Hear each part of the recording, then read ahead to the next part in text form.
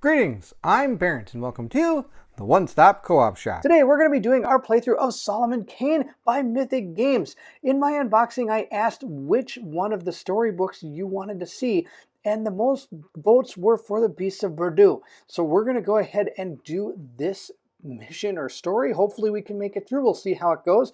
We're going to go ahead, get the game set up, and we're going to begin. Now the way you begin is just by opening this book and starting from the very first page, and then that'll tell us what we have to do and where we should be going. This book contains 2 or 3 different ways of playing the game. There's like stories, and there's actually like missions you're going to be going on. Also on top of that, during the story modes, you might have to try to collect a bunch of light in order to be able to continue on, or you might continue in the darkness. Also, there could just be a simple choose your own adventure type moment. So let's go ahead and start by opening this book, reading about it, and seeing what unfolds. And if you're excited to do that, then I need you to meet me at the co-op shop.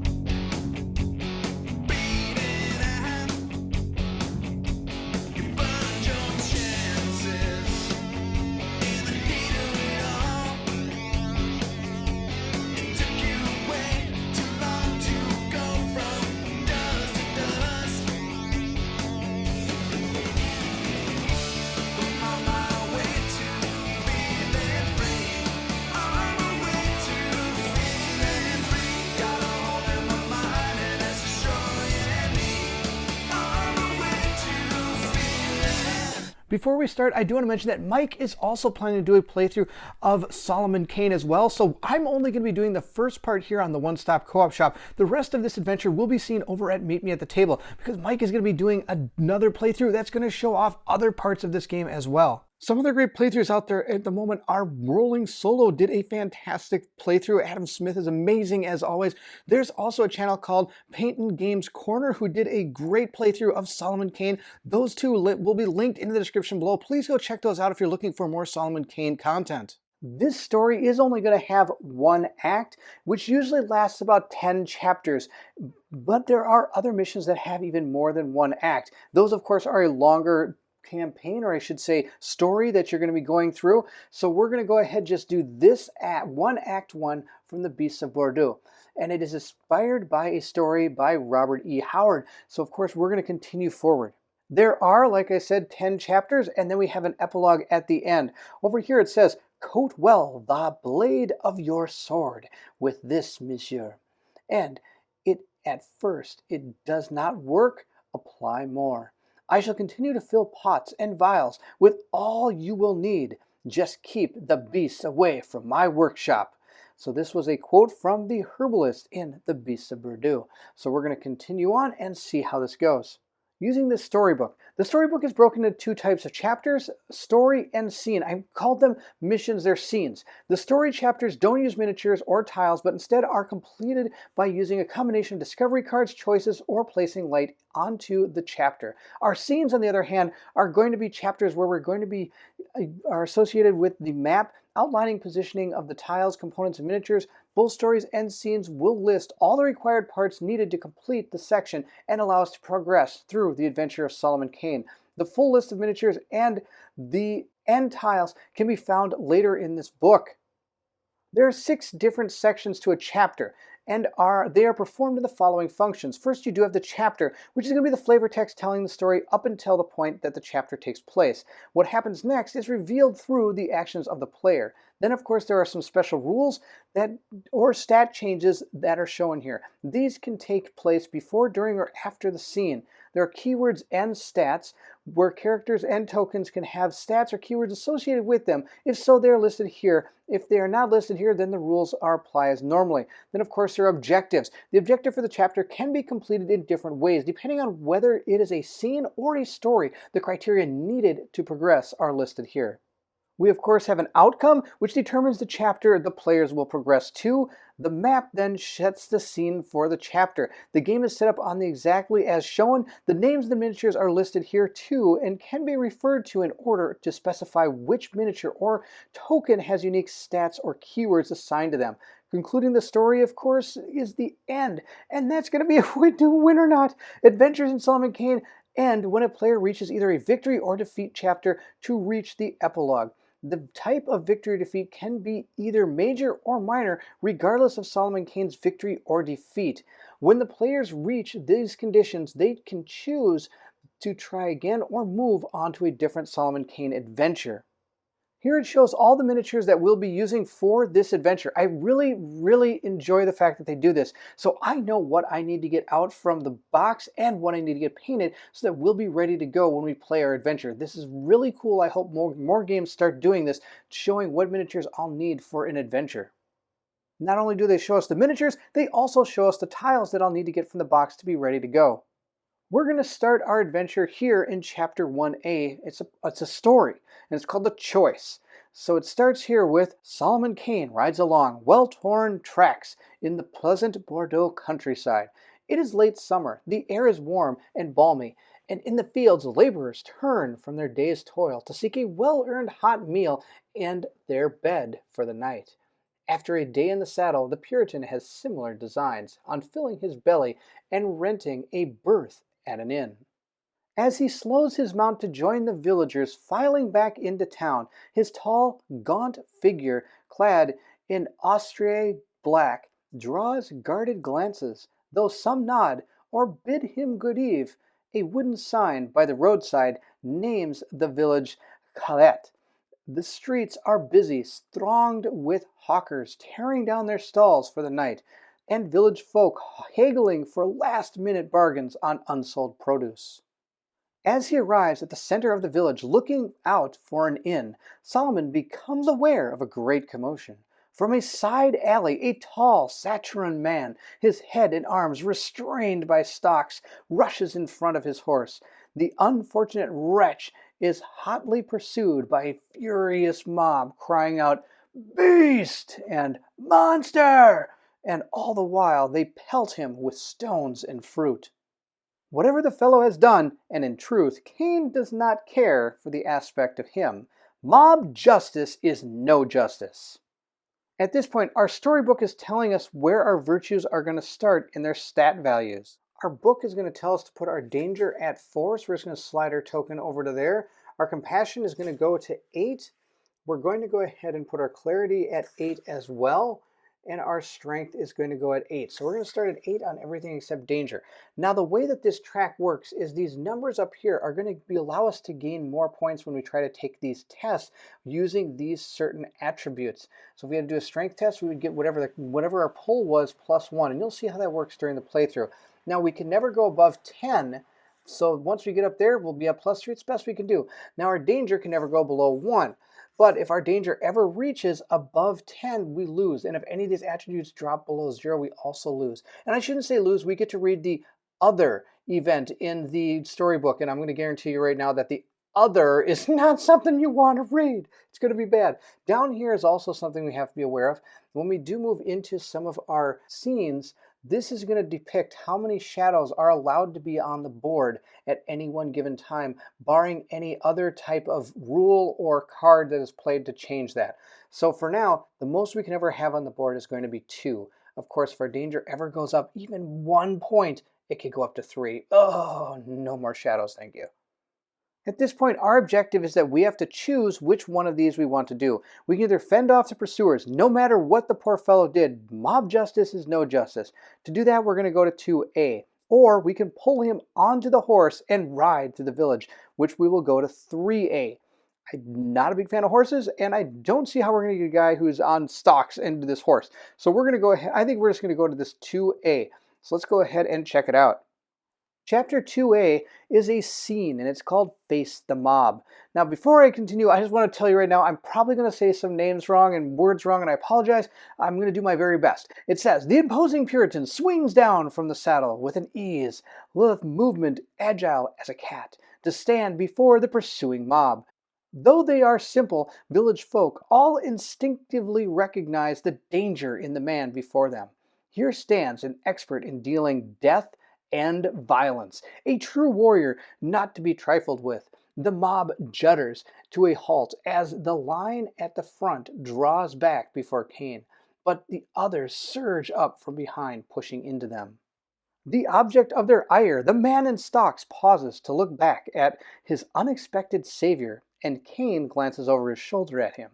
The fellow favors Kane with a faltering leer, lips peeling over great yellow teeth, dark eyes glinting neath the thick black brows that extend fully across the bridge of his nose. "Please, monsieur," says a villager at the head of the mob to Kane, like the ringleader, "our quarrel is not with you. This man, if a man you call him, is not what he seems."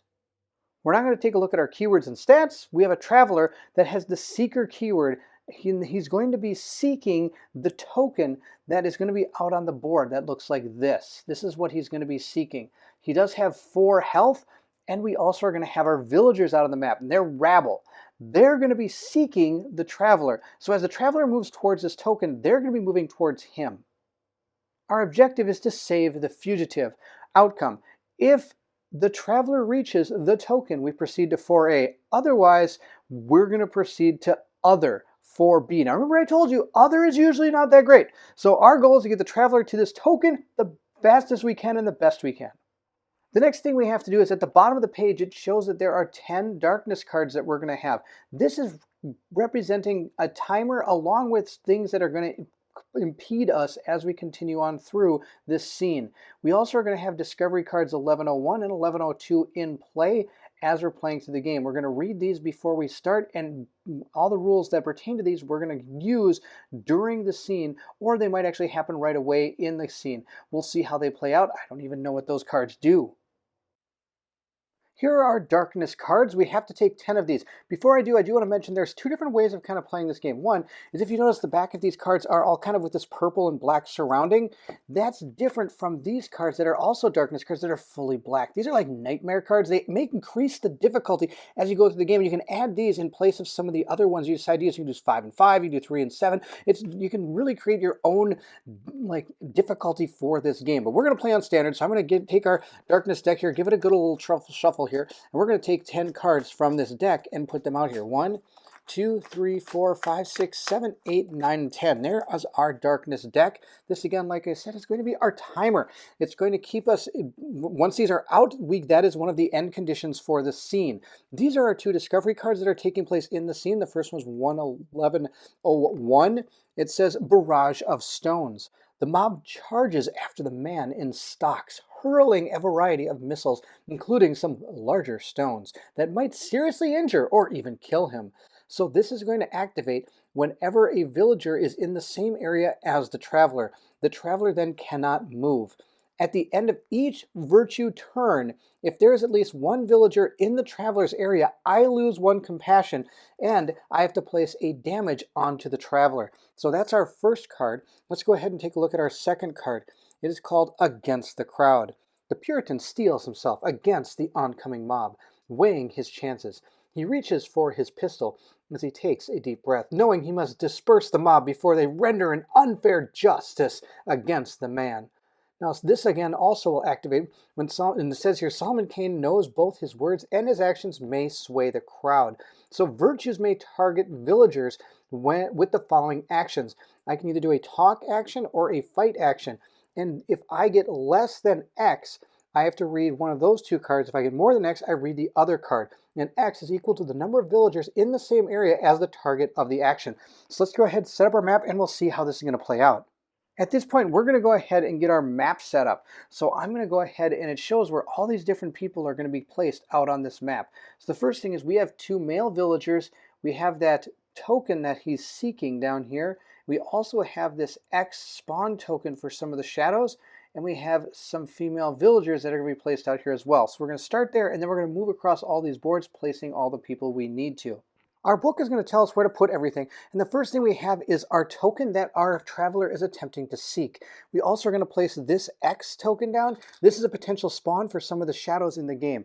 Next, we're going to go ahead and get our villagers ready. So we've got one of our female villagers. We're going to set her right there. And then we have 2 male villagers. We got this guy and we got this guy. We're going to go set them out on the board. One is going to go here and one is going to go there. Now, Solomon Kane is also going to be on the board. He is right here. He is going to go ahead and be placed right up into this area over here. Now, if you notice this, it has like a divider right here, but these 2 are all considered 1 square. It's a little bit off camera. You'll see it when we move into that area. Over on this area of the board, we have a male villager. He is going to go ahead and be placed right here. We also have our Z spawn point. That's going to go right there. We have our female villager here. She's kind of wearing a teal dress. She's going to go right there. Then we have one of our shadows. These are bad news. These are immortal shadows. These are going to try to affect Solomon Kane, and they're going to hinder his ability to do checks, and also they're going to hinder his ability to, well, they can actually do evil things to him as time goes through. Now, of course, he's, again, also in one of those squares that's divided. And this is all considered 1 square for movement purposes, so I can place him anywhere in this area. There's still a couple more places to go. The northern part of the map is going to go ahead and start with 2 female villagers. One is going to be there and one is going to be here. We're also going to place a shadow. He's hiding inside of that cart. Oh, pretty scary stuff. Then we also have our last male villager here. He's going to go ahead and be placed right there. Then we have our traveler. He's right here. Look at this guy. He's missing an arm. This poor guy. Oh man, he's not in stocks. He looks like he's been through a lot. We're going to go ahead and place him down on the board. He's going to go right there. Finally, the middle part of the board, we actually get to place one of our virtues. So we have Prudence all set to go. She gets to go ahead and be placed on the map as well. I'm really digging the fact that she's standing on this shield. It looks really cool. This model is awesome. I'm really a big fan of this model. This model looks really cool. I painted her black because, well, I guess she's black. Prudence is got a black dress on. We're going to put her right there. And so she's near Solomon Kane. But there's also this shadow over here. And like I said, this is all 1 square. So he's only 2 squares away from Solomon Kane before he's going to start really causing Solomon Kane some problems. Also, if he's actually adjacent to Solomon Kane, he's going to hinder his ability to do any of the tests. So our board is all set up. We've gone ahead and looked at our story events and also got our darkness cards ready to go. Let's go ahead and get our virtues ready. After placing Prudence, I did figure a couple things. This is our compass rose. It'll always tell us where north is. There might be cards or events in the actual scene that tells us to go in certain directions, so we need to know where north is. Also, I forgot to place my Y. I bet you saw X and Z and went, well, where's Y? Well, Y is going to go right here. I missed that when I was putting out the rest of the stuff. So now we have all our maps ready to go. The first virtue we're going to take a look at is going to be courage.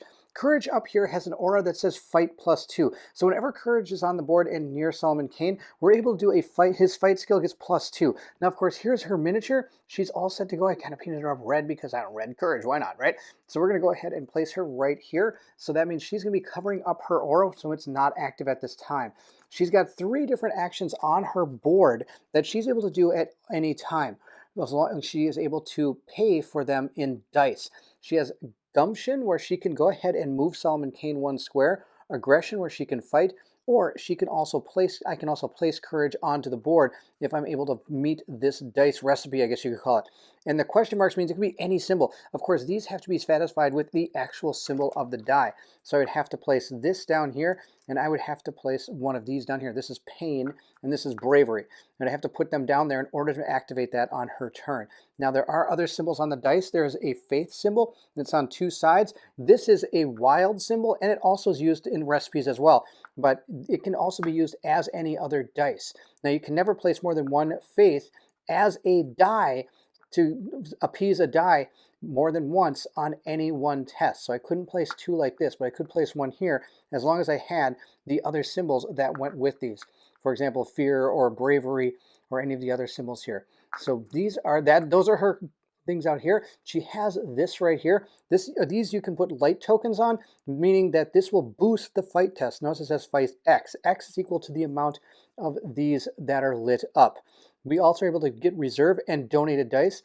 Donated dice come from other virtues. They can give dice to another virtue, but they can only give 1 dice a turn. And if the dice is not used on that turn, they are gone. And you can never donate a dice to a virtue that has already taken a turn in that round. Of course, you can always lock up to 2 into reserve and use them in a future turn if you wish to. She has a set of cards that we're going to go ahead and mix up. And then we're going to divide these into 2 separate 4-card stacks that then we're going to be able to decide which one we want to start with. Let's start with this deck right here and see what we have. We have intervention, so I can gain a danger, and if I do, I'm allowed to move Solomon Kane one space. That's not too bad because we're trying to get up to that traveler. Inspiration, I can use one of those symbols to take a bravery, two bravery from the supply and place them into the reserve of a virtue of your choice. That could really help characters going later. Audacity, I need 3 bravery, but it removes all shadows from play. Oh, that would be really good. And then Fortitude, a question mark, 2 of those to be able to put out 2 luck cubes. Luck cubes we can use to redraw cards when we have to take our test if we didn't like the number we got. We also have this pile over here we could do. Conviction, look, 4 dice, fight 5. So I would be able to add 5 to whatever fight skill I'm attempting to use. This one gives me +1 or +2 strength if courage is on the board. That's determination, a lot of symbols to play. I have -1 strength, and these 2 symbols to be able to move 2. Oh, this person's really good at moving people. That, of course, was haste. Vigilance, again, -1 to our strength. We get a couple symbols to place a light or 2 light if Solomon Kane is threatened, and that could be onto our dashboard to give us better fight skills. So, oh, that's really tough because both of these have some really good cards in them. I think we're going to go ahead and go with this set right here. I think this is really good. I like the fact that I can just move him with 1 danger because we want to get up to where he is. Moving is pretty good. And I like to take supplies. Oh, maybe not. Oh, it's so hard to choose. I'm going to go with Audacity, and we're going to go with this one. That's what we're going to do. Hopefully that'll be the right choice. Now, these 2 remain in our hand, so I'm just going to place them right here. And the 4 that we decided not to use, we're again going to shuffle up, and these become our draw deck. So we do get to place 2 cards out in our left and right hand. So if it ever tells me to do something with my left hand, it's going to be this one. Right hand is going to be this one. And of course, we have our 2 in reserve. I'm going to leave 3 dice right here because when we actually do take our turn, you're going to be rolling 3 dice. So I always kind of set 3 dice up there next to our character. And that's going to be, was this courage? Yeah, it's courage. Of course, the one thing I did forget to mention is on their turn, they're allowed to reroll or flip a die, and you'll see how that works during the playthrough. Courage is done. Let's move on to our next virtue. Next, we have Temperance. Temperance is already on the board, so she's having this aura of +1 reroll or flip. So when it's her turn, she's able to reroll an extra die or flip an extra die. And she can maybe pass some of those to other people through donated, or she can use them. She's got some interesting things. Now, of course, she's already on the board, but she is able to move any one virtue X, where right now X is 0, but as we give light, she's able to move some of the virtues around on the board. She also has a support power where I can place 1 light onto any virtue's dashboard, which could be really good in future or even right now to give us better fight and talk skills. So this character is really good at kind of helping out the party. It's a really support character, at least from her dashboard. Her cards may say something different. So we're going to mix them up and again, separate them into 4 equal piles. Let's look at this pile first. We've got Clarity, where we can go ahead and use all of these symbols to take 4 dice from the supply and allocate them to virtue reserves. As you choose, each virtue decides the result of the allocated dice. That's amazing. Wow. Charity's so good. Supervision, move 1 space. Gratitude, I can lose any one of these to place light onto this character. That wouldn't be too bad. Then we have Moderation, modify a track by 1 or 2 if Prudence is on the board, and she's on the board. I can modify any track, so you could do anything you want. Oh, that's really good. All right, let's see what else she's got here. Altruism, choose a virtue and resolve any one of their available actions for free. So good. Radiance, I have +1 danger, and these 2 to place 2 light. She could instantly be able to start moving any virtue 2 squares. So good. Reconciliation, choose a virtue. That virtue may immediately search through their discard pile and play a card of their choice from it. Really good, but not right away because I don't mean the thing in there. I can add or discard Darkness. Now, like I said, that's a timer, so we can either increase the timer or we can decrease the timer with this card. From the cards I'm seeing in their hands, I think I'm going to put those into my draw deck, and these are what we're actually going to put out there. I think I like this one, and I like, oh no, this is so tough. This one, I like being able to put modifying the track or being able to go ahead and put dice out. I think it would be great. I'm going to go ahead and put these right here. Of course, I need a lot of dice to do them, so she might be going later in the turn, but then she can set up characters later on because this goes into their reserve, not their donated. So reserve can carry on into the next round. So Prudence is done. Let's go on to the next one. Next, we have Temperance. She's right here. Look at this. This is a really cool model, too. I painted her up purple and yellow. Because why not? Temperance is purple and yellow. We're going to go ahead and look at her dashboard really quick. Now, all the stuff up on top is the same across the board. But now she's really good at exploring. Notice she has an explore action here. She can also be placed on the board. And then she has an investigation where I can move 1 or 2 towards a token that is just like the one that is on the board that our traveler is trying to get to. So on the way back, this might be a great character to play. Of course, we got our 4 cards. Let's go ahead and mix those up, and we're going to go ahead and see which ones we want to keep. There's a set of 4. Here's a set of 4. Let's take a look. We've got Contemplation. Draw 3 cards from the top of the event deck. Place each card back on top or bottom of the deck. The event deck is going to be used for 2 different things. One, it's going to be used to seeing if we're actually able to make our skill checks. 2, it's also going to be what we draw from when those shadows enter our square, or it might be some other card or rule that makes us draw from it to have bad things happen to them, so we can kind of at least have a little bit of control over it. Introspection. Add or discard 1 darkness card. Oh, again, there we go. We can manipulate the timer. This allows us to place a mercy cube or a luck cube. Now, luck cube, like I said, allows us to kind of redraw our test, and the mercy cubes allows us to use it to take one of the dice that we need to get and use it to be able to satisfy part of a recipe.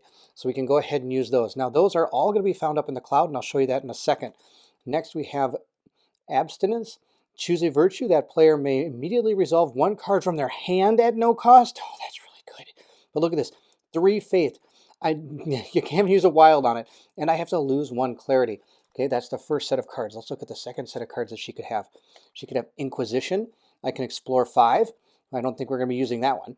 Composure. I can move the clarity track up. If she's on the board, it goes better. I can draw 2 blessings and place 1. Blessings, of course, I'll show you them in a second. They're also near our cloud. They're going to give us benefits that we can use anytime during the game. We also have perception, where I'm able to place 1 or 2 light if Solomon Kane is adjacent to one of these type of objective tokens. I'm going to go ahead and again, I think we're going to get rid of that one. I don't think I want that one. We're going to go ahead and try with some of this. We're going to go ahead and use lots of tough ones here. I think I like this one, and I do like this one. We can play anything. Oh, I like the mercy cubes. Let's go with the mercy cubes. I was thinking about the resolve one immediately for no cost, but that's a lot of faith. Maybe we can make that happen at some point. These, of course, are going to be our draw cards, and these are going to be in our draw pile, and this is our hand. I also have to go ahead and mix up Temperance's card, or sorry, Prudence's card. I might get some of these mixed up as we play through it, because I forgot to shuffle them. But when you do get done picking the cards you want, the ones you don't use, you have to shuffle the deck. Our final virtue we have to do is justice. And here is Justice model. This is probably my favorite one. This looks awesome. I love the base that they made for her. And it's like she's just floating in mid-air. This is awesome. So this is Justice. I love the fact that she's got that blindfold on, just like Blind Justice. It's so cool. So she's going to be really good at talking, and her aura gives her +2 to a talk test. So she might be one we might want to get on the board. She has it right here, Reason. It gives her ability to talk. This puts her on the board, and this gives us an ability to place 1 light. Those are always, of course, available. We're now going to go ahead and take her cards, shuffle them up a little bit, and put them into 4 separate piles. 1, 2, 3, 4. And then we got these 4. Let's see what these are going to be. We've got Brilliance. I can lose 1 Compassion to place 2 Light, which isn't bad. Now remember, I have Inspiration down here in Courage of Space, which allows me to put Bravery on people. So there's one right there, which we might be able to use. Now again, we got a Talk 5 test. We've got this one that says, place all virtues on the board. This is Equilibrium. Place shadows on the board until there are 3 or until 4 are in play. And this is the order of the spawn tokens you go in. So you're putting all the shadows on the board and all the virtues on the board at the same time. That sounds amazing. Then we get +1 Compassion or +2 if, of course, she's on the board. That's her first set of 4 cards. Her other set of 4 cards is going to be, it can't be any better than that. 2 Mercy Cubes from Benevolence, pretty awesome. Influence gives us -1 Compassion, but we can place Light. We also have another one, where Enlightenment, where we can go ahead and place Light on the board. Again, there's that Bravery symbol, which you might actually get. And Sympathy, we can just gain 1 Mercy Cube. Oh, wow. I think, wow, these are all really good. I'm going to go ahead and make that our draw deck. This is going to be our real deck. I'm going to go ahead and use this. I think I'm going to really try to see if we can get this to work. If I can get this to work with our Audacity card, it's going to be amazing. I could put all these virtues on the board and then kill all of our shadows. That would be really good. And what's the other one I want? Not Talk 5. I like the idea of placing 2 Light. Let's go ahead and put that there. 2 Light on her would give her an extra bonus to her talk test. These are going to be in our hand, and this now becomes our draw deck. Let's give this a little bit of a truffle shuffle here, and there we go. Justice is all set. All of our virtues are ready to go. There's only one thing left to get ready.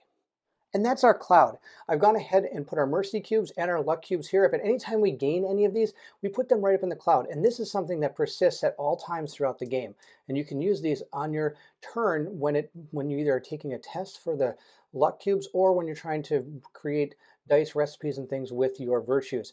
Those are what they are. Now these, of course, are blessing tokens. There's a huge stack of tokens here that I've shuffled up and I've placed over here. Those, again, once we get them, we'll be going into the cloud and we can use them at any time. Blessings are really unique in the fact that, according to the rules, it just says, if you want to play a blessing, go ahead. They're trying to encourage the fact that this thing can be played almost at any time. They're not even really explaining when it can't be played. They're just saying, go ahead and play a blessing. Unless, I'm guessing, a card or a rule tells us otherwise. We can even play them on the darkness turn, or we can play it when something's moving that's not us and out of our sequence. We can play these according to the rules. It's a pretty interesting concept. There's like, hey, they're blessings, go ahead and use them. Of course, we'll see how they work in the game. Most of them probably are going to be saying to you use on our turn, but I don't know, I've never seen any of these, so we'll see how it goes. I'm really panned out here just to show you a little bit, one, how much table space this takes up, and two, we need to go ahead and figure out the order of turn. Before we start, we have to decide the order that our virtues are going to go, and they're going to go in that order no matter what happens, and we're going to have to decide who wants to be first, second, third, or fourth. I'm going to start with temperance. Temperance is going to go first. Then we're going to go ahead and have courage go second. We're going to have prudence go third, and I'm going to have justice go fourth. That's, I think, going to be our turn order. Of course, after all four virtues have taken a turn, the end of the round has happened and we go into the next round, starting by placing those tokens yet again. So let's start with our first player, and that, of course, is going to be Temperance. Temperance has our first token, and we're going to go straight down our player aid to go in order of what we're supposed to do. So the first thing we have is our virtue turn. We're going to go ahead and have start of turn effects. We don't have any of those. So we're going to go ahead and roll our 3 dice. I'm going to take her 3 dice that are right here, just roll them up. I'm going to move this token over there, and I'm just going to roll them right up here on our board. And we've got 2 fear and 1 determination. So with these dice right here, if we move our player card, we don't have a lot we can do with these. So at this point, I can choose to flip one of these or re-roll one of these. So if I flip one, it's going to go to bravery. If I flip one of these, it's going to go to pain. They're always going to be like that. And of course, our faiths are always going to flip to faith. So with a bravery and a fear, I could go ahead and draw 3 cards on the top of the event deck and place them back in the order, therefore knowing what's coming. I could also decide to go ahead and explore X, but exploring isn't going to help us. We're really trying to move, and it doesn't look like that's going to happen because I did need a faith symbol in order to move, so I could re-roll one of our dice, but then again, I don't have my pain symbol. I can only re-roll 1. So the only thing I really have left I could do is I'm just going to go ahead and place Temperance on the board. What's better than having a bunch of virtues on the board? I can't think of much. So we're going to go ahead and place them just like that. Let's go ahead and continue down our card. We tried to flip or re-roll dice. We decided not to. Then we form our dice pool. And our dice pool are going to consist of the ones we rolled and anything from our donated and reserved portion of the board. We're going to allocate the dice to actions, donate and reserve any dice as wanted to. Again, I've allocated them here. I'm not donating or putting any in reserve. At this time, I'm going to go ahead and resolve the actions with the allocated dice, which is going to go ahead and put temperance. Temperance and prudence I get mixed up all the time. Temperance is going to go onto the board. I can place this miniature anywhere on the board that I want to. I could place it over here, I could place it here, I could place it up here, wherever I wanted to. Now, of course, its aura is only going to affect the surrounding area, and its aura is +1 to explore, so it's not really going to help us. What I'm really using this virtue for is that if any shadow walks into its square, I can shockwave it and remove the shadow and remove the virtue. I know it seems like a steep cost of a whole turn to place this out here just to get one of these shadows, but these shadows are going to make us draw these event cards, and these event cards can be pretty tragic to whatever you're attempting to do. So it's best to not have to deal with any shadows. So I'm actually going to put her right here in hopes that this one maybe comes down and tries to engage with Solomon Kane.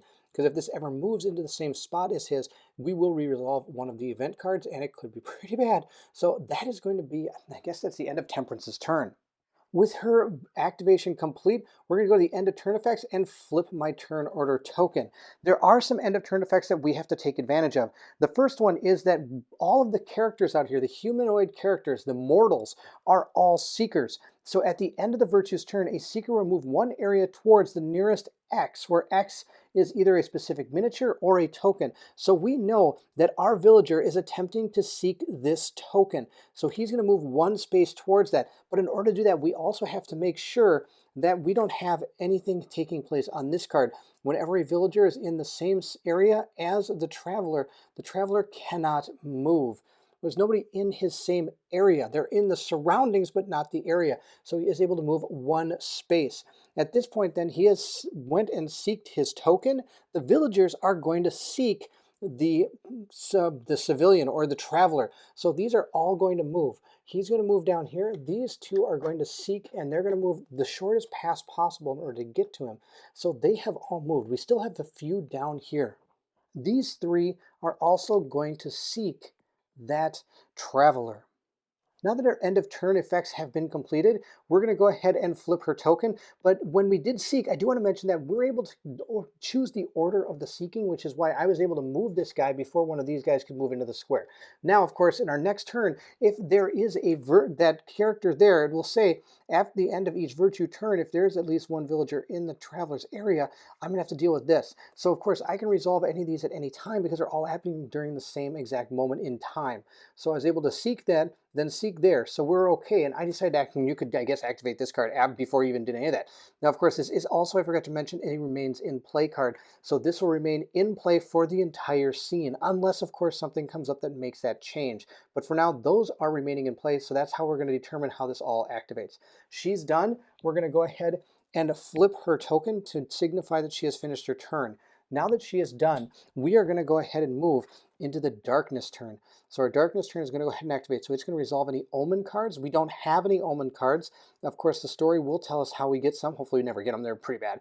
Draw and resolve the top card of the darkness deck. So we're going to go ahead and draw our first darkness card. We're going to see what it says. Now the first part says, remove one light. Now notice there's a little storybook. That's only going to happen when you're doing a storybook event.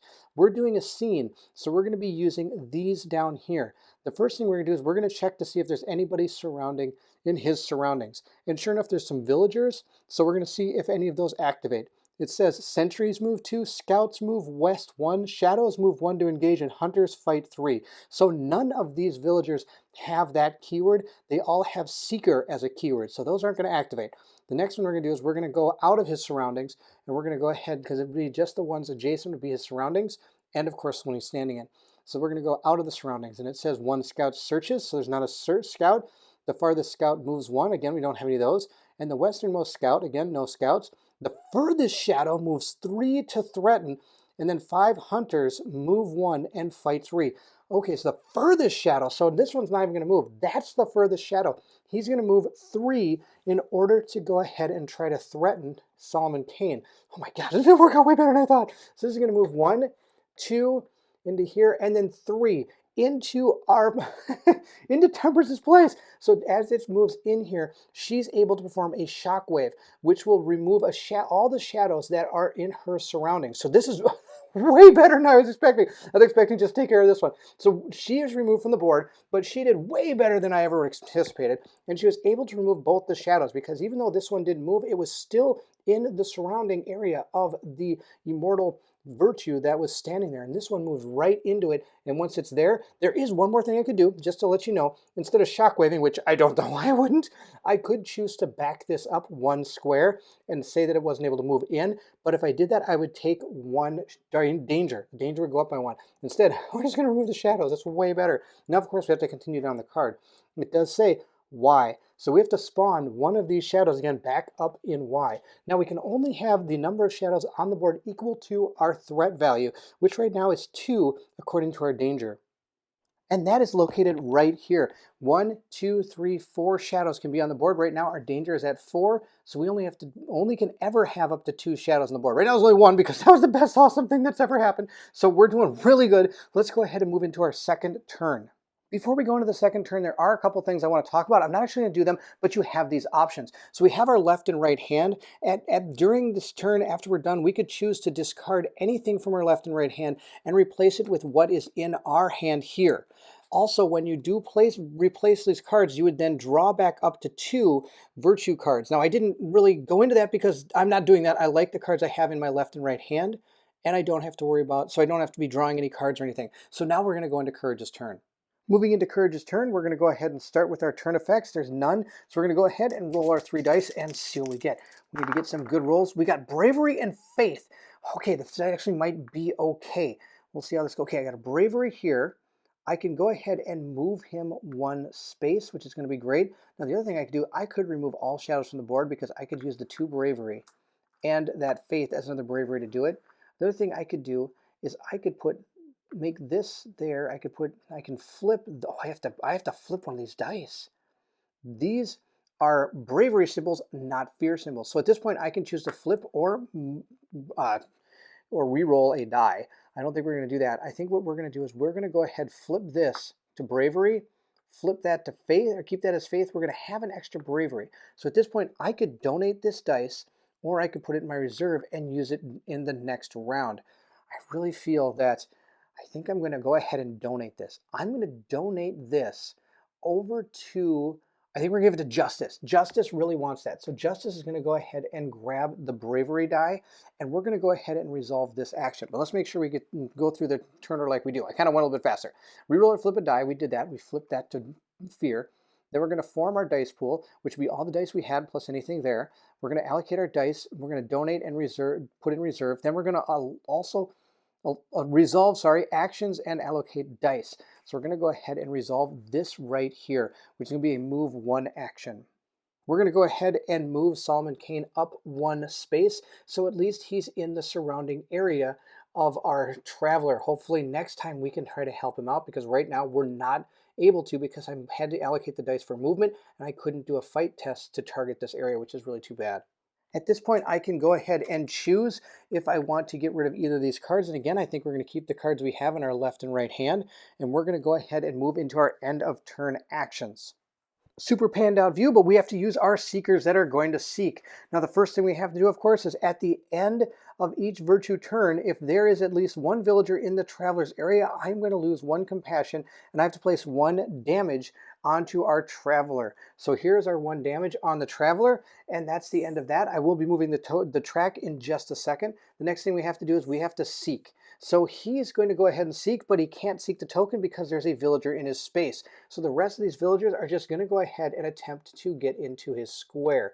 And they're all going to seek up like this. Oh, look at this, it's like a mob. This is really cool. So it's actually really making a mob of people going after this poor traveler here. So that's the end of our seeking.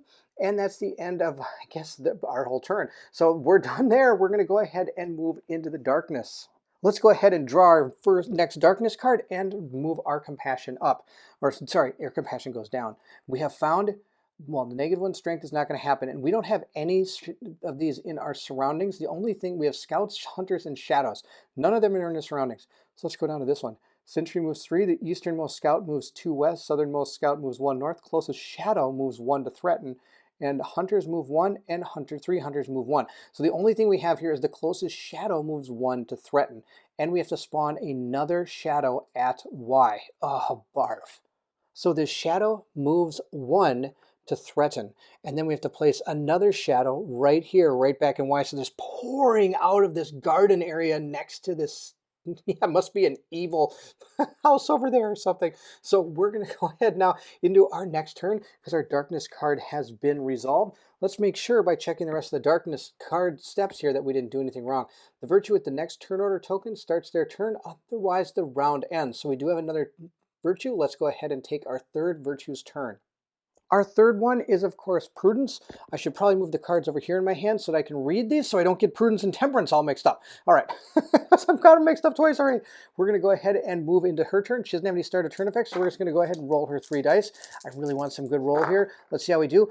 Oh my gosh, that's exactly what I needed. Whoa, I can't believe I got so lucky. Okay, so we've got lots of awesome things. We have so many good things we can do. This is like the perfect roll. So we have, let me show you what I can do. I can go ahead and flip this. That would give me the ability to put 1 light onto any virtue's dashboard, including her own. So I could go ahead and give her 1 light, allowing her to move 1 virtue in 1 space, which would be herself because she's right there. That's one option I have. She's already in the board, so I can't do that. The other option I have is, since this is pain, again, I could flip it over here and we could go ahead and do charity, which allows me to take 4 dice from the supply and allocate them to the virtue reserves as you choose, and each virtue decides the result of any allocated die. I could give 2 dice to justice, I could give 2 dice to courage, and in their next turns, they would have so many dice. Oh my gosh, that'd be amazing. And it's so tempting, but I think virtue already has 1 dice, and I think that's gonna be okay. I'm actually going to go with this maneuver here. The reason I am is I want to put this out here, and again, those shadows are creeping up. Maybe we can shockwave them and get them out of there. Oh, is that really worth it? Because I'd lose prudence from the board. Or do I really? This charity is so good. I decided if you have it, use it. We're going to go ahead and give charity a shot. Hopefully that's not a bad idea. I'm going to use charity, which means I get to take 4 dice from the supply and allocate them to the virtue reserve as you choose. Each virtue decides the result of any allocated dice. Oh my gosh, this is going to be absolutely amazing. So I'm going to put this into my discard pile, which I guess that's probably why I put them here. I need a discard pile. It's right there. And we're going to go ahead and activate this. Oh, this is going to be good. So I'm going to go ahead and remove this light because we decided not to do that action. So let's decide what dice we need for who. Justice is going to go ahead as a no-brainer and take 2 bravery and put them into reserve. Maybe I can fire off audacity if I'm lucky enough. Justice is going to take the exact recipe to be able to do a talk action. That's going to be her plan. So I'm going to go ahead and give her these 2 symbols there so she can do the talk. Of course, if I can get enough dice to be able to make that fire off, that's going to be awesome. And I'm definitely going to make her go first, because if she can get the next one, there's so many awesome possibilities there. So she still hasn't gone yet, which is why it's so good at how many dice she has. Since we have an open slot in our left hand, I'm going to go ahead, look through our cards, and decide which one we want. Move 1, I think, is going to be our plan here. We're going to put move 1 in there. I get to draw a new card. She now has insight, which means I can add or subtract a darkness card from the deck. We're going to move into our end of turn steps. Again, we have villagers in with our traveler, so he's going to take a damage and cannot move. It's getting a little dicey. He only has 4 health. Hopefully we can keep him at bay. She's going to seek, she's going to seek, he's going to seek, and he's going to seek. All of them are in Solomon's Square. That's pretty interesting.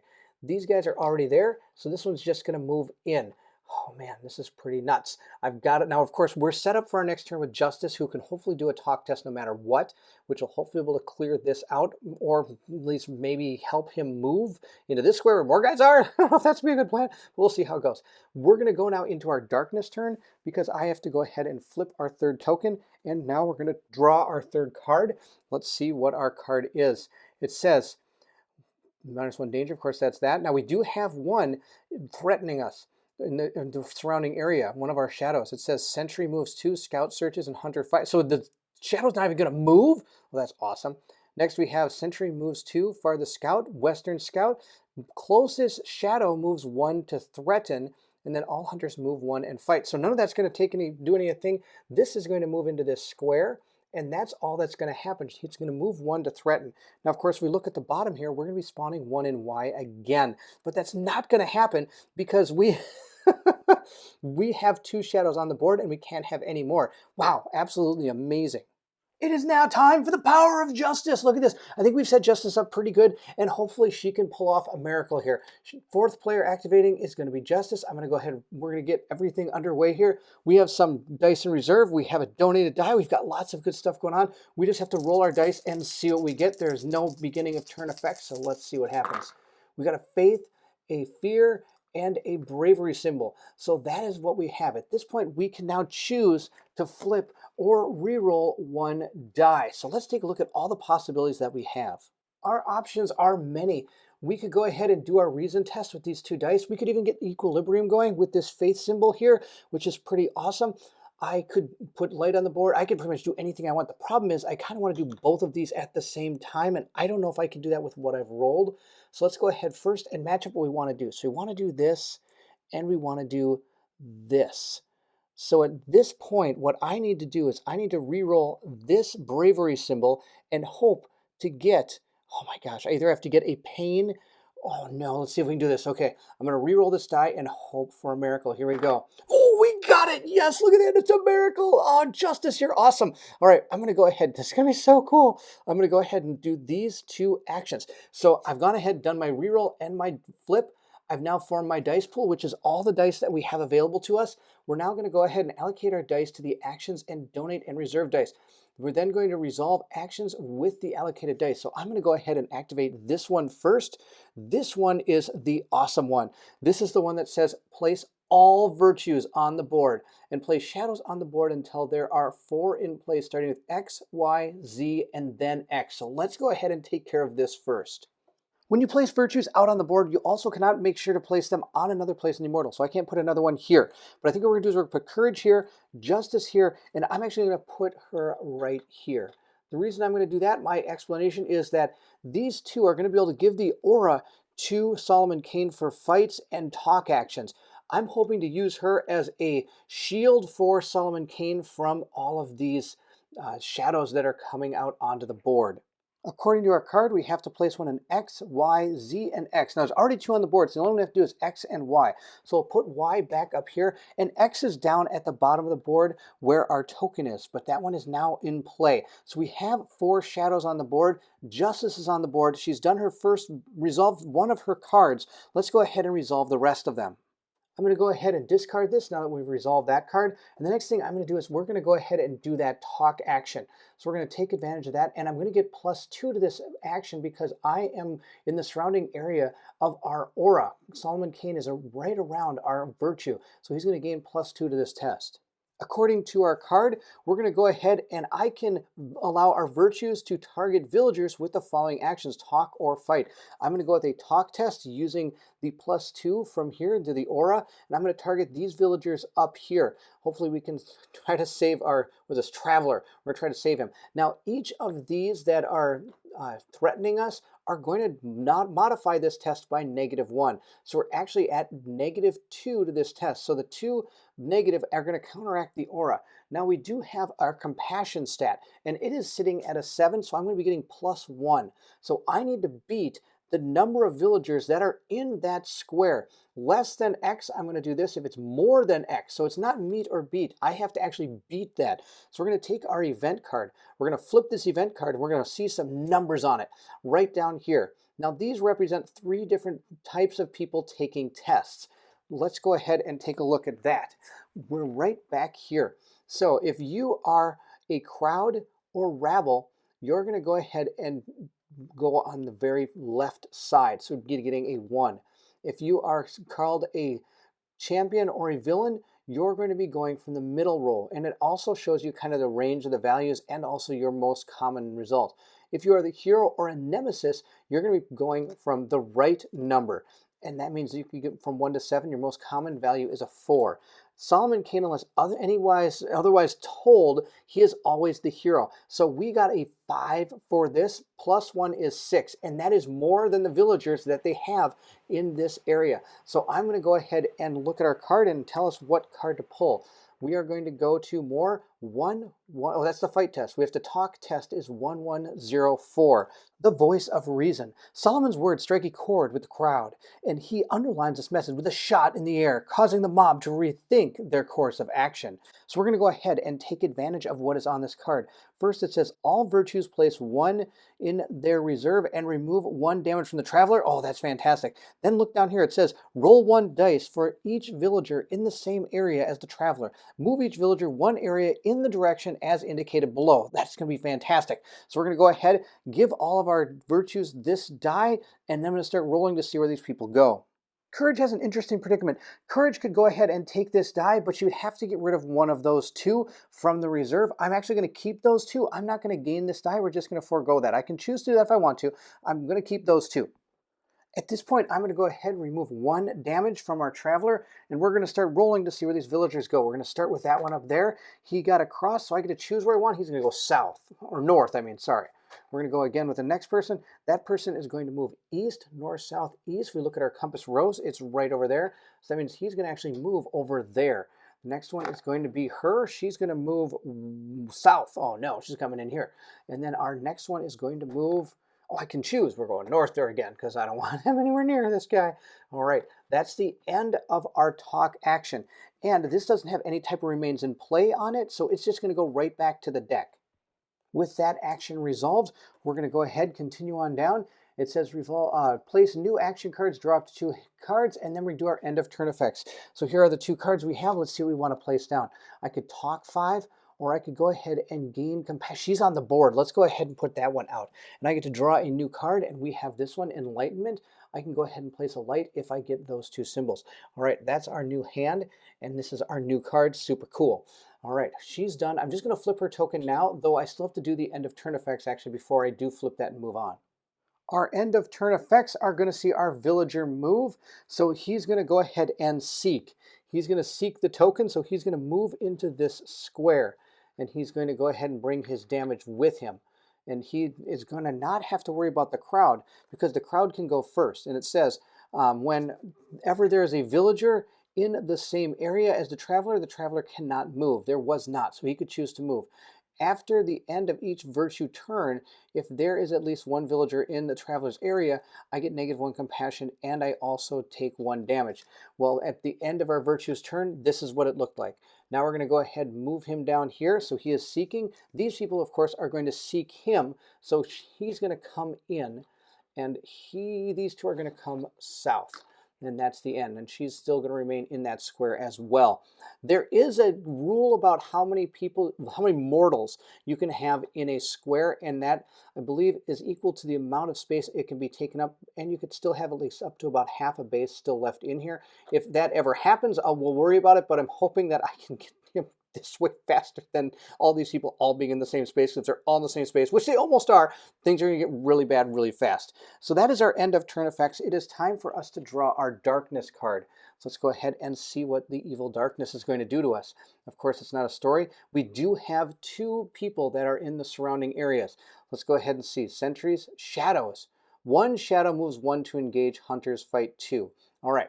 So this one is going to go ahead and move 1 and engage. I'm going to go ahead and shockwave both of them off the board again, removing her, which is going to be awesome. So now I don't have to worry about those 2.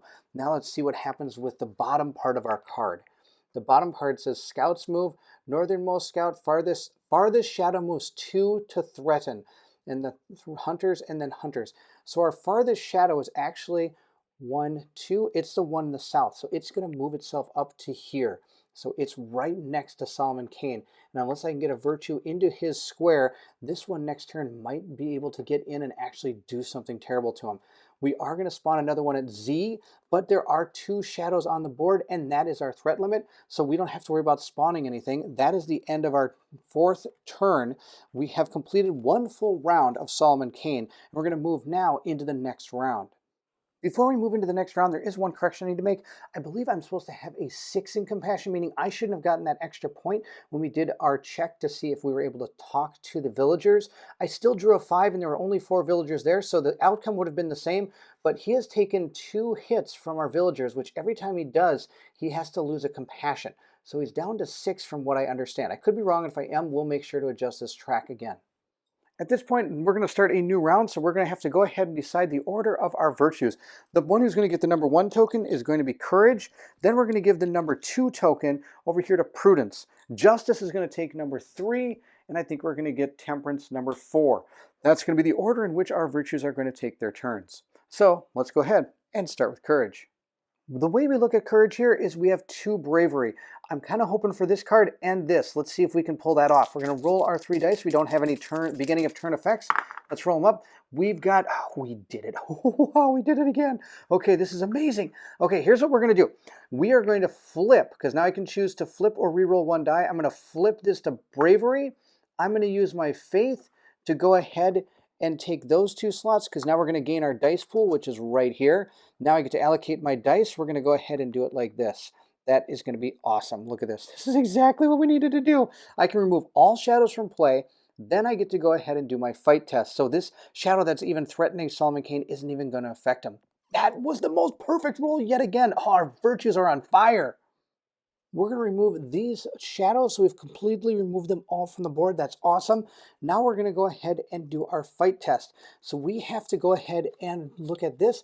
It says fight less than X. I read D1110, or X is or more is 1111. Why, I feel like I'm speaking binary. All right, we're going to go ahead and see how we have to do. We have to beat the number of villagers in this square. 1, 2, 3, 4, 5, 6. There's 6. So we have to get a 7 or better. Now I get +2 because the aura of courage is right here, and I have +1 on my track. So we actually have to pull only a 4 or better in order to beat this. Let's go ahead and see how we do. Our event card, he has a 5 again. Okay, that means we got 7, 8, which is enough. 1, 2, 3, 4, 5, 6. We totally did it.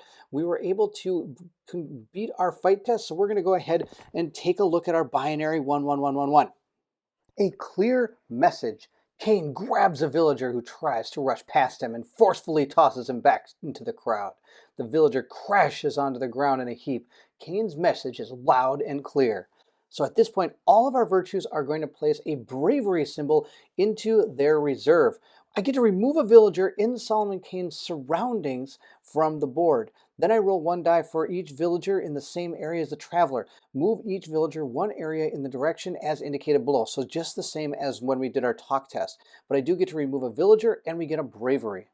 Courage successfully used this card, so we're going to go ahead and remove that one. I then get to go ahead and place a new card in her right hand. So we got Fortitude. I can get 2 luck, or I can move 1. That might not be bad. I think we're actually going to go with the luck, though. I'm going to place that back up here, and I'm going to go ahead and draw a new card. This is the one where you get strength. If I'm on the board, I get 2. Otherwise, I get +1. We're now going to move into our end of turn effects. He's going to go ahead and move since there's nobody in his square, so we don't have to worry about taking the 1 compassion and gaining a token. These guys are going to seek him, so they're going to move back into his square like that. Oh man, I gotta talk my way out of the next one. And these are all going to move down here. Actually, I can't. I don't think I put Justice next. That's okay. We're going to go ahead and that's the end of our the end of turn effect. So now we're just going to go ahead and flip her token and move into the darkness turn. So we're going to go ahead and grab our next darkness card and see what happens to us. I'm going to flip it over, and of course nothing happens here, and I'm going to bet nothing happens at all. There are no shadows on the board. They don't have any hunters, so we're just going to spawn 1 at Z. Z is located right over here. So we're going to put our shadow in that square. He's going to be all set to come at us soon. Prudence is going to go next. I kind of wish it was Justice, but this is how we laid out our characters. We're going to see how this goes. Now, Prudence does have a few things in reserve. We're going to roll up our dice. So we don't have any beginning of turn effects. Let's see what we get. We got a faith and a fear. Okay, this could be okay. Let's see what we can do with it. Here's what we're going to do. I have a plan. We're going to go ahead and get our dice pool. Now, of course, I can flip or reroll any one of these, and I'm actually in the aura, so I could reroll an extra one or flip an extra one if I want to. What we're going to do is we're going to flip this to bravery. This is going to be the plan. Hopefully it goes okay. We're going to take our other bravery here in this symbol, and we're going to go ahead and donate, or not donate, but we're going to use these 3, I think, right here. This is what we're going to do. We're going to use these 3 to activate a talk test. Yes, you can do that. We can activate a talk test, and I'm also going to move. At any time, you can use the middle section of any virtues card by paying the cost of that action, which is these 2 symbols, and any other die to be able to do it. So it's kind of like you're spending this extra die to be able to do their actions. And of course, I'm also going to move 1 as well. We're going to move Solomon Kane. So let's go ahead and do all of this. I'm hoping this goes pretty good. I'm hoping for a talk test to be fantastic. Just to show you what I mean, here is Justice Talk Test. It takes those 2 symbols, and then here's my extra die to be able to go ahead and do this action. Our talk test does mean I have to beat this by 2. I'm in Justice's aura. Now, something I'm not sure about is if the aura still is effective, even though she's not the one doing the test. I believe it would, because the aura always is activated from what I would understand. We're going to go ahead, flip over our next event card, and see if we're able to get those 2 villagers out of there. We got a 3 plus 2 is 5. So a 3 came at a pretty good time because there's not many villagers here. So we were able to complete our talk test with a 1, 2, 3, 4, 5 in theory with her here. If not, we still would have got the 3, so we would have been okay. Please let me know in the comments below if you're always able to activate these auras. From what I understand, you are. And if I don't, I'll make sure to make a note. That is the end of our talk test. We're going to go ahead and resolve our card. We've seen the card, I believe, before. It is D1104. We're going to go ahead and take a look at it again. Yes, we have. All virtues gain 1 of these in their reserve, and we get to remove a damage from our traveler. That's fantastic. He's now at no damage, and now we get to roll to see where these villagers go. So I'm going to take my dice, and hopefully they all move north or anywhere but where this guy is. We're going to go ahead and roll for her first. He got, oh good, I can move her wherever I want. I'm going to move her north. I know that means all these people are coming down, but that's all I can do. We're going to roll for that guy, and we got a north. He's going to go north too. They're all hanging out with Solomon Kane. They're having a party over here with Solomon Kane. Maybe he's doing something real cool that they're all coming up to see. All right, so that means he is safe inside there. We do get to do a move action as well. So now Solomon Kane's leaving the party and he's coming down here. That way, as we continue forward, I can hopefully continue on doing tests down here. That is going to be the end of our virtues turn. Of course, I still have to do cards and things like that, but we're going to do that after we're done here. Just for filming purposes, we're going to go to the end steps of these things. So we're going to go ahead, take our traveler, move him down here. He's going to seek the token, and these people are all going to seek him. Yes, that's right, Solomon Kane. They're all in your square yet again. The big old party, here it comes.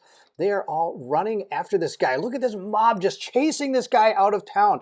That is going to be it. Let's go ahead and finish up the rest of Prudence's turn. Prudence is going to go ahead and discard that card and put another card into play. Let's see what we have. Insight. Oh, this is going to be really good. I'm going to take an Insight one. Though placing light is also really good. I think we're going to do that. We're going to go with Gratitude. I can go ahead and remove one from any location and a Faith die, or any of our tracks, I apologize, or to gain a light along with using a Faith card here, or Faith die. We'll go ahead and draw our next card. We have Altruism. Choose any virtue and resolve any one of their available actions for free. Oh my gosh, that's amazing. All right, we're going to put it there. I'm going to turn her token over. She was able to gain this from that event. Temperance and Justice also are able to gain one of these, but they're not going to. They have their 2 reserves already filled up with this symbol and our bravery symbol, so they don't really want to get 2 of these. I have some plans that involve the bravery symbol. That's the end of Prudence. We're going to move into our darkness turn.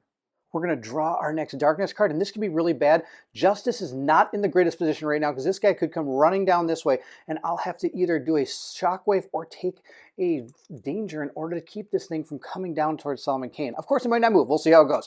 I bet you it's going to move. All right, there's nothing that is threatening us right now, so we're going to totally skip this one. We're just going to write down here. Sentries move 2, closest scout, farthest scout. The farthest shadow moves 3 to engage. Oh, that's terrible. All right, so this thing's going to move 1, 2, 3 to engage Solomon Kane unless I want to go ahead and deal with it. At this rate, I think sadly I am going to perform the shockwave. I'd set our characters up pretty poorly. That was my fault. Of course, I didn't know he was going to spawn there, but I should have actually maybe put it in the square. I can have these in these squares. I didn't have to put it over here. I could have put it right there. But alas, Justice is back on her board. So I'm not going to get the +2 aura to be able to do help with the Hawk test. But we did get to get rid of our shadow. He's not going to be threatening or engaging Solomon Kane, which is really good because some of these events are really bad. For example, the one I just drew all says this. 1 virtue removes all dice from their reserve. Barf. 1 virtue removes 1 donated dice. Oh, even worse. And look at this. -1 clarity, strength, or compassion for each shadow in Solomon Kane surrounding. But I do get to play something. So some of these do give you some added benefits for all the bad things they do. I don't like any bad things. We're not going to do any bad things with Solomon Kane. So that's the end of our darkness step. We're now going to go into our third person's turn, which sadly is Justice, who is not on the board. Even though Justice is not on the board, she can still do some cool things. We're going to go ahead and roll our die. I don't have any beginning of turn effects, so let's go ahead and see what we get out of this. Well, we got a lot of, oh no, fear. Fear isn't going to help her too much. Let's see what we can do with it.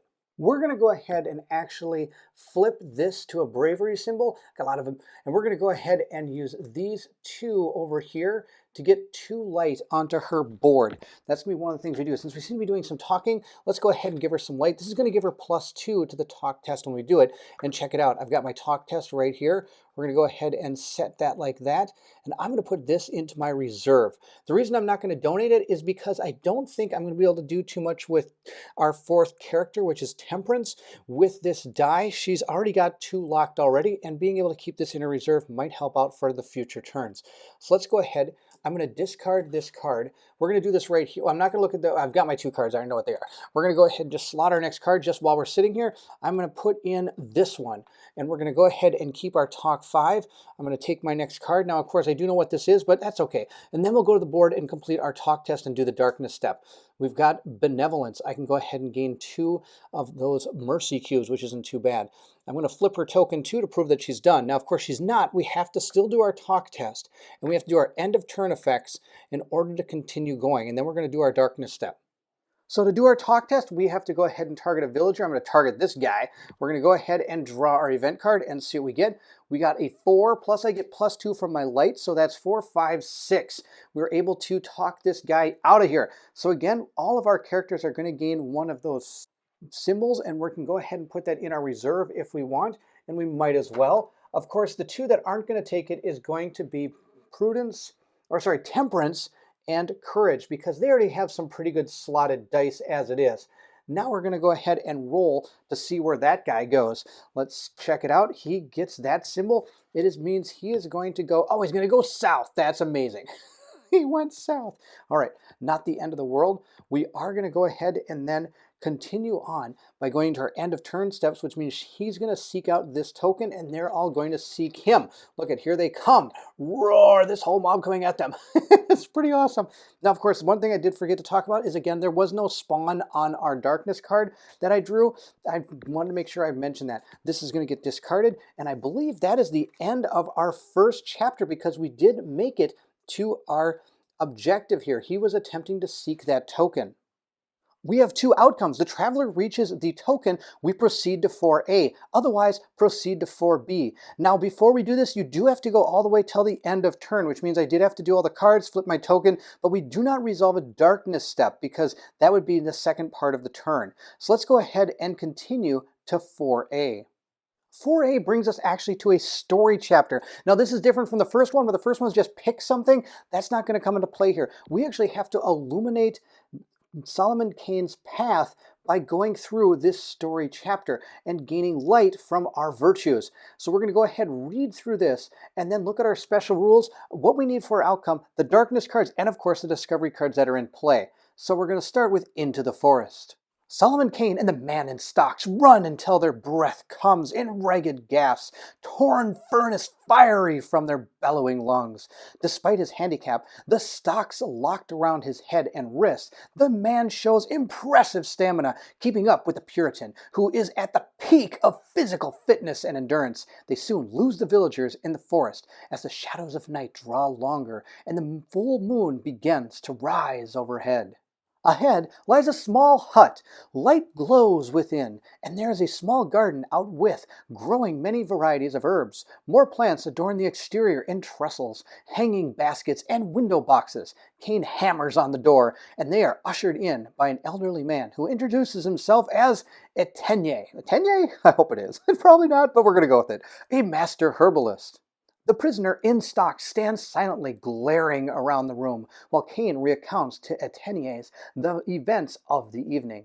Etienne regards the fellow and strokes his chin, harumphing. Yes, I have heard of such a thing, monsieur. Of late, there have been reports of lycanthropy coming from Calais and the surrounding area. This man has the look, but to prove it, we will require silver. Then, seemingly in answer to his own request, Etienne produces a silver coin and says to Kane, "Hold him." The only special rule that's in effect is when a player places light, they may choose to get -1 compassion to place another light. Like I said before, to illuminate Solomon's path is our goal. Now we're going to go ahead and go through our virtues turn, attempting to put light on this path. If we are only able to get 2 light by the end of the darkness's turns and we move into the next area, we're going to go ahead and go down the dark path, which usually makes it a little bit tougher or harder for us. If we're able to get 3, 4, or 5, we have actually illuminated Solomon's path. And at 3, we're able to adjust our tracks by 1. 2, if we're able to get 4, we adjust it by 2, and if we're able to get the whole thing filled, we get to adjust our track by up to 3 things. We could lower danger or gain 1 to any of our actual attributes. We do get to start with 4 darkness cards, and we also start with discovery card 111, 100 in play. I believe this is a mistake, or it might be something that is going to be used down the line, which is why they want it to keep on remaining in play. It's his steed. But reading through this card, I've read it, there isn't anything that's going to happen for this story chapter that can be done on this card. So this card is actually irrelevant. We're going to put it to the side and keep it out. It remains in play though for this chapter, but I want you to know we're not going to be using it at all. Instead, we are going to go ahead and build our 4-card darkness desk. That's right, we have 4 cards. That's it. That's all we have to try to illuminate this path for Solomon Kane. We're going to go ahead, give our darkness deck here a truffle shuffle, and get these cards all mixed up so we can get 4 new cards out on that board. Let's go ahead and put them out. 1, 2, 3, 4. There we go. That is our timer. We only have 4 turns to do this. And on top of that, you'll notice that I still have the token over here flipped over on Justice. You persist into the next chapter based on what you have already. So we already still have these reserved dice. We also have our light from our last chapter, and wherever we are in our turn order is what we continue until we actually complete the whole virtues round and move into the next round. Also at this moment, we return all of our virtues back to their board, so we're not going to gain any aura effects because they are all on the board. Like I said, I do get to keep my reserve here. So I'm going to go ahead and roll up Temperance and see what we get. We're going to, hopefully, well, it's not much. I need light, and this isn't going to give me any light, but maybe she can donate some dice to help out another person. All right, we've got these symbols. We'll see what we can do with them. We're going to go ahead and place these 2 here. I'm going to flip this to Bravery and donate this to Justice. So Justice is now going to gain a Bravery die. I'm also, what am I going to do with these? I'm going to give this to Courage. We're going to donate that to Courage. And then we're going to go ahead and place this one here as a question mark, giving myself a luck cube and a mercy cube to put into the cloud. And I can, of course, use this to cover any one of these spaces. So hopefully that, if we roll poorly, I could still maybe get some light out onto the board. With that complete, we're going to go ahead and discard that card, flip her token, but go ahead and put down some other cards here. We're going to go, what's this one? Choose a virtue that player may immediately resolve 1 card from their hand at no cost. Wow, but I need 3 faith. That's pretty good. I'm going to put that down. Oh, I could add or discard 1 darkness card. That's really good too. Especially in these story chapters, being able to add darkness cards can potentially give you the edge in something like this, because now we'd be going to 5 turns, giving us a chance at more light. Of course, the darkness could be evil and take that light from us. But oh, this is so tough. These are both really good. Be able to play a card from your hand. That could be really good. I think we're going to go with this one though. Hold on to that one and grab our next card. We have Perception, place 1 light or 2 light. Oh, that would be so good. I wish that was out on the board, but it's not. All right, it's going to go there. Now, of course, I could discard this one as well, which actually I might do to allow me to be able to place that one down as well. I can't place that one because I just drew it, but that way I can go ahead and get another card. What's this? Draw 2 blessings and place 1. Oh, blessings are amazing. Blessings are kind of like boons that you're going to gain that you can use for pretty much whatever it says at any time, which is pretty awesome. So that's the end of Temperance's turn. I've gone ahead and flipped her token. We do have to do a darkness turn now. Let's see what the darkness does to us. Hopefully not too much. Now, of course, we do have to abide by this. All virtues discard their right hand action card. Okay, hopefully that's not going to be too bad. That's this one. Oh no, that's this one. That's that one we really liked. I'm going to lose this one from Prudence, and I'm going to lose this one from Justice, or Courage, I mean. So we've lost some decent cards, but that's okay. Now, these don't restock until, of course, their turn is over. So Temperance is going to be without this card until her turn comes back around and she can place another one out there, or some other effect allows us to place cards. Being that that is all of our turns, we're going to go ahead, take back our tokens, and divvy them out and to the virtues in the turn order we want. The order I've gone with this time is we're going to go Courage first, followed by Prudence, then we're going to go ahead and have Justice go, and last is going to be Temperance. But of course, this will probably be done by the time it's Temperance's turn, unless somehow I can get a Darkness card.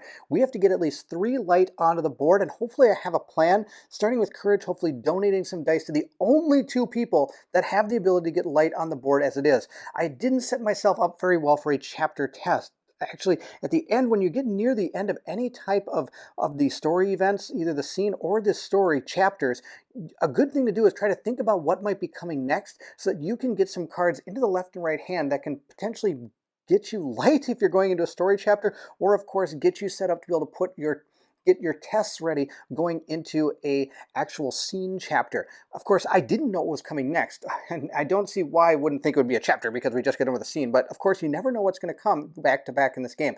That's our turn order. Let's go ahead and start with Justice and hopefully keep on going forward. Courage has a ton of dice, but sadly I had to discard my Fortitude card, which is something I thought I was actually going to maybe shoot for in this turn. We're going to go ahead and roll our dice and see what we get. We got some faith symbols. This is exactly what I need to be donating. Oh, this is going to be awesome. All right, we are going to do some awesome things. Let's see how this goes. The only thing Courage can really do in the story chapter at this point is help by giving people inspiration. She can place 2 bravery dice into the reserve of a virtue of your choice. So I'm going to go ahead and place these into a virtue of our choice. I'll go do that in a second. We have to deal with what we're going to do with the rest of our dice. Since we're not going to be fighting anything, moving, or placing her on the board, we're going to donate some dice. I've got 3 awesome dice right here to donate, and I'm going to put those back into our reserve. And also, we should take a look at what she has, because maybe she might want one of these in reserve once we get done with this chapter test. I think we're okay with what she has. That's going to be okay. So we're going to donate these, and we're also going to go ahead and give these to a virtue of our choice. We're going to give Prudence one of our faith dice, Temperance our bravery die, and I'm also going to give her the 2 from Courage itself, and Justice is going to gain the other faith die.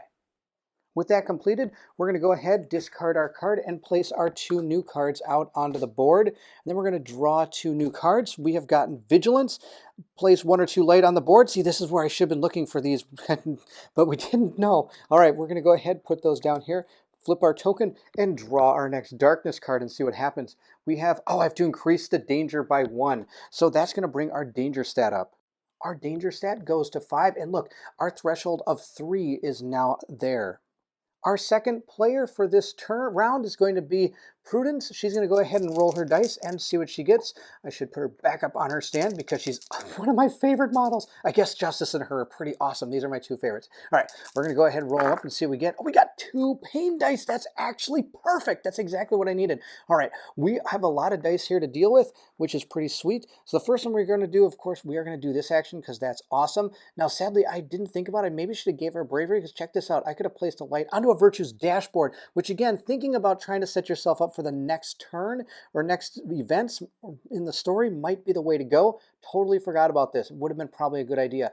I am going to probably go ahead and I'd like to donate this die, but if I donate, I lose my braveries up there. I should have totally gave her bravery. Oh well, we're gonna, no, this is so tough. There's so many dice and I don't know what to do because I don't think anything here is going to help us. I can, of course, re-roll one of these dice. I'm going to re-roll one of the pain dice. Maybe I can get into a bravery symbol. That'd be kind of good.